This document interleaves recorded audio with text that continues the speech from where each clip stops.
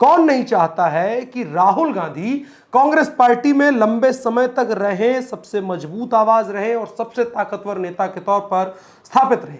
क्या कांग्रेस पार्टी के बहुत भीतर कोई ऐसा है जो इन सब चीजों की तैयारी कर रहा है और चुपचाप मोहरे चलकर खेल देख रहा है? क्या उनकी दबी हुई राजनीतिक महत्वाकांक्षा को बल मिलने की कोई उम्मीद नजर आ गई है इस केस के जरिए और राहुल गांधी को उस गोल गोल चक्कर में फंसा करके रख दिया जा रहा है? राहुल गांधी की संसद सदस्यता चली गई है, राहुल गांधी का बंगला चला गया है, मोदी तानाशाह हो चुके हैं, देश में लोकतंत्र खत्म हो रहा है, अडानी देश का पैसा चुरा रहे हैं, मोदी राहुल गांधी से डरते हैं, राहुल गांधी शेर हैं, शेर से बाकी सभी लोग शेर के सामने बकरी बन जाते हैं या भीगी बल्ली बन जाते हैं, इत्यादि आदि अनादि जुमलों का माहौल चल चुका है। और दोनों तरफ से, चाहे वो कांग्रेस हो चाहे भाजपा हो, दोनों तरफ से जुमले पे जुमले ठोके जा रहे हैं और जनता को इसमें आनंद आ रहा है।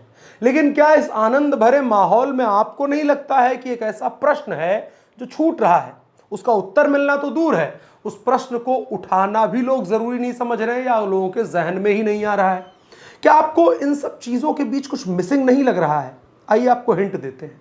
क्या आपको लगता है कि राहुल गांधी के साथ जो कुछ भी हो रहा है, किसी ने उस पूरे घटनाक्रम में उनको इस तरीके से फंसा दिया है कि कहां एक तरफ राहुल गांधी अग्रेसिव तरीके से भारतीय जनता पार्टी के खिलाफ हमलावर रह रहे थे, 2024 के लिए खुद को तैयार कर रहे थे, दुनिया भर में, देश भर में राहुल गांधी विपक्ष की सबसे बड़ी आवाज बनने को तैयार थे। राहुल गांधी अभी भारत जोड़ो यात्रा करके आए थे, चेहरा धीरे धीरे वो अपना रिलॉन्च के बाद एक और लॉन्च करने के लिए तैयार थे। लेकिन अचानक से वो कोर्ट का चक्कर लगाने और खुद की संसद सदस्यता बचाने में जुट गए और वो भी इत्तू से मामले, मतलब इत्तू सा मामला था वो, और उसी में राहुल गांधी फंस गए। राहुल गांधी की दिशा आखिर कौन बदल रहा है?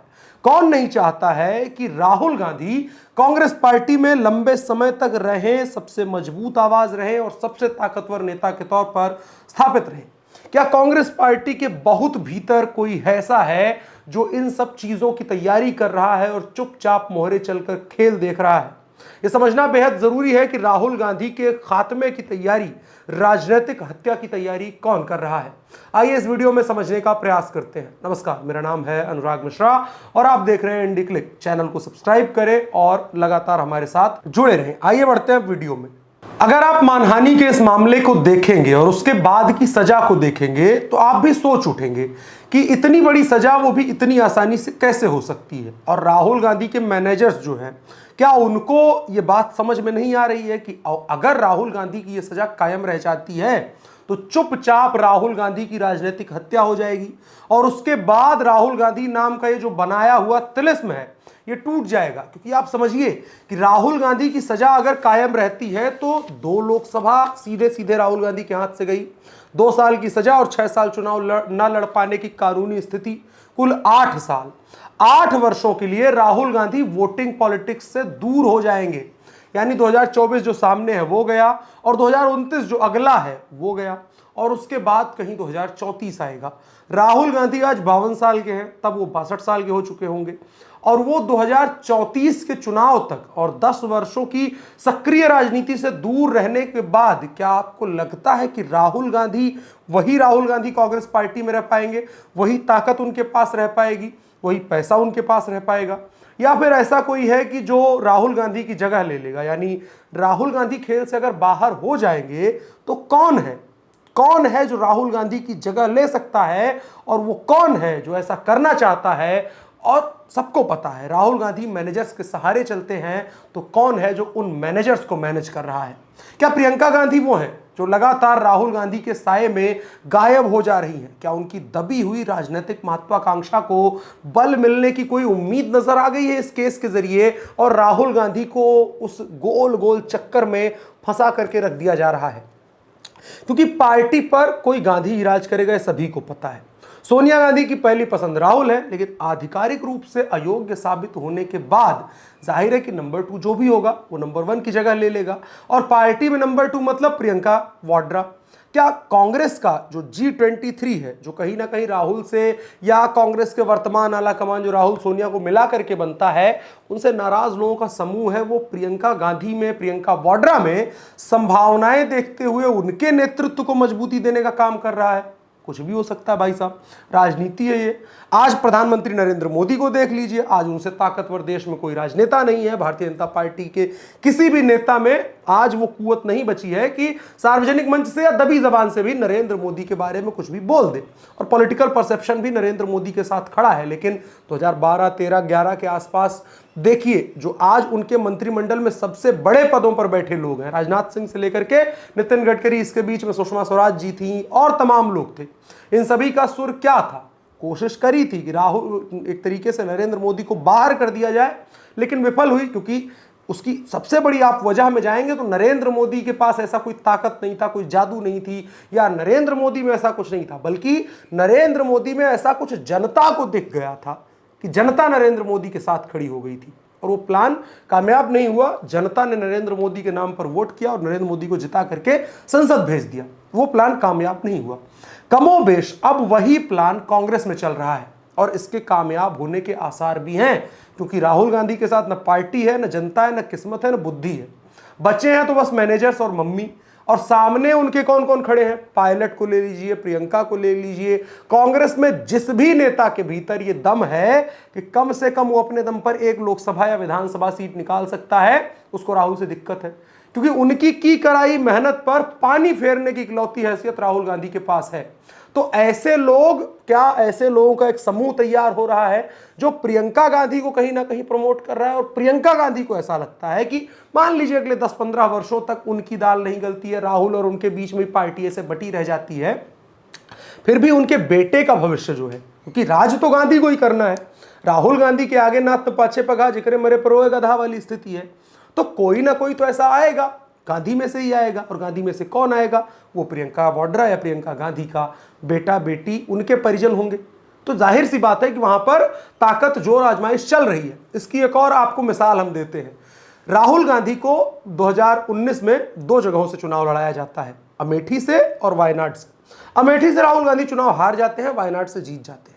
उसके बाद एक अद्भुत तरीके से होता है, अखबारों में, मैगजीन्स में ये खबरें छपने लगती हैं कि हिंदी बेल्ट जो है वो राहुल गांधी से बेहतर प्रियंका गांधी को मानता है। जबकि दोनों के चेहरे पर कोई प्रियंका गांधी को, प्रियंका वाड्रा को हिंदी बेल्ट सिर्फ इसलिए देखने चला आता है क्योंकि अंग्रेज जैसी दिखती हैं और उनके बालों का थोड़ा स्टाइल अलग है और बोलने में थोड़ा सा विदेशी लुक आ जाता है, विदेशी एक्सेंट आ जाता है, इसीलिए आते हैं लोग। इसके अलावा नेता टाइप कोई सिस्टम नहीं मानता है। लेकिन फिर भी अखबारों में, मैगजीन्स में, तमाम एनालिसिस में यह छपवाया गया कि प्रियंका गांधी को हिंदी बेल्ट ज्यादा चाहता है। उसके बाद उत्तर प्रदेश की कमान उनको दी जाती है विधानसभा चुनाव के समय पर, और कुछ रिजल्ट दे नहीं पाती है, लेकिन फिर भी यह हवा कायम रखा जाता है कि उत्तर प्रदेश, बिहार, मध्य प्रदेश जो हिंदी बेल्ट है, दिल्ली, झारखंड, हरियाणा, जिसको एक मोटा माटी हिंदी बेल्ट में मान लिया जाता है, वो चाहता है कि प्रियंका गांधी इधर लीड करें, राहुल गांधी उधर चले जाए। तो ये डाइवर्जन आपको तभी से नजर आएगा, ये तभी से डाइवर्जन क्रिएट करके रखा गया है। और अब सबसे परफेक्ट समय नजर आ रहा है, क्योंकि साउथ में कांग्रेस पार्टी के पास कितनी स्थिति बची है, नॉर्थ ईस्ट में कांग्रेस पार्टी कितनी बची है, क्षेत्रीय दलों ने किस तरीके से अपना प्रभाव क्षेत्रों पर जमा लिया है, और जो कांग्रेस पार्टी का वोट बैंक था उस पर क्षेत्रीय दलों का कब्जा हो चुका है। तो राहुल गांधी को उस कचड़े में भेज दिया जा रहा है, उस पॉलिटिकल कचड़े में भेज दिया जा रहा है कि भैया यहां सारे लोग आपस में गुत्थम गुत्थी कर रहे हैं, तुम जाओ उसी के बीच में पिस जाओ।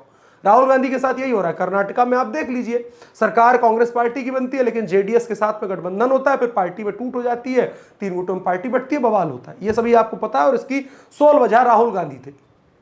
तो उस विवाद में राहुल गांधी को भेज दिया जा रहा है, कहा जा रहा है तुम जाओ, लड़ो, कटो मरो। और ये जो राजनीतिक रूप से इनको खत्म करने का प्रयास है, ये एक प्रयास तो है ही।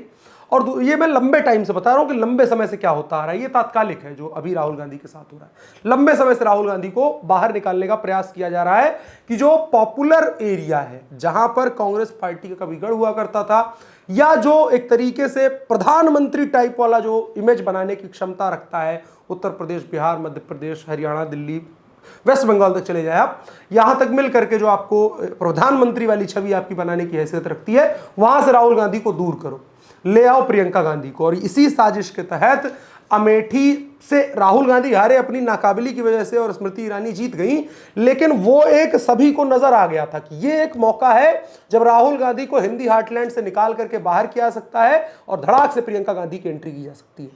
लंबे समय से ये चलता आ रहा है। प्रियंका गांधी की राजनीतिक महत्वाकांक्षा ये है कि राहुल गांधी को बाहर करो, खुद राज करो, और उसके बाद कांग्रेस पार्टी हथिया लो, राहुल गांधी को साइडलाइन कर दो। और ये दूसरा या तीसरा सबसे बड़ा मौका है जब राहुल गांधी अयोग्य साबित होंगे और उसके बाद कांग्रेस पार्टी पर राज होगा, प्रियंका वाड्रा का और उनके परिवार का, रॉबर्ट वाड्रा का पैसा आएगा और उससे पार्टी चलेगी, इनके जरिए पार्टी चलेगी। राहुल गांधी किसी ना किसी तरीके से राजनीतिक, सक्रिय राजनीतिक रूप से वोटिंग वाली राजनीति से दूर हो जाएंगे, तो प्रियंका गांधी का रास्ता आसान हो जाएगा। उम्मीद करते हैं आपको ये लिंक करने में आसानी रही होगी। अगर कोई भूल चूक हुई तो माफी चाहते हैं। आपकी सलाह सुझाव क्या है, उनका स्वागत रहेगा। कमेंट बॉक्स में बताइएगा। हमारे साथ जुड़े रहने के लिए आपका बहुत बहुत धन्यवाद। मेरा नाम अनुराग मिश्रा है, आप इंडी क्लिक देख रहे थे। चैनल को सब्सक्राइब जरूर कीजिएगा, इससे हमें थोड़ा सा मनोबल मिलता है। 2-4 लोगों को शेयर भी कर दीजिएगा अगर काम अच्छा लगता है, और भी अच्छा काम करने का और लगातार वीडियोज लाने का हमारा प्रयास रहेगा। फिलहाल के लिए शुक्रिया।